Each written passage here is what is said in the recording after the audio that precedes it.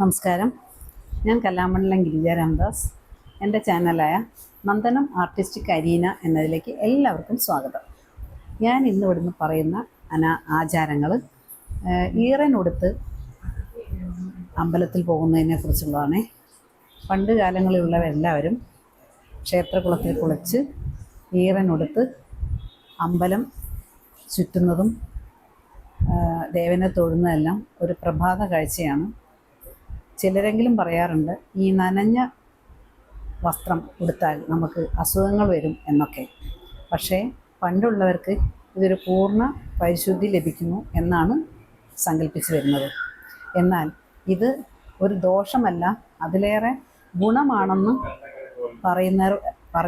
പറയുന്നുണ്ട്. കാരണം ഈ നമ്മൾ കഴിക്കുന്ന ഭക്ഷണത്തിലും കുടിക്കുന്ന വെള്ളത്തിലും ഒരുപാട് വിഷാംശങ്ങളുണ്ട്.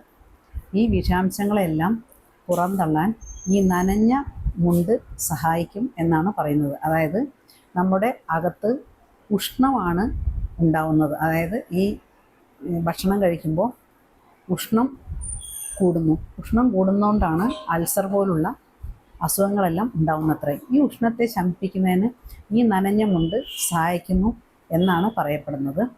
പണ്ടുള്ള പൂർവികരൊക്കെ ഇതൊക്കെ നല്ലപോലെ അറിയാമായിരുന്നിരിക്കും. അതാണ് അവർ നനഞ്ഞ വസ്ത്രത്തോടെ കുളിച്ച് ക്ഷേത്രത്തിൽ പോകുന്നതും പ്രദക്ഷിണം വയ്ക്കുന്നതും.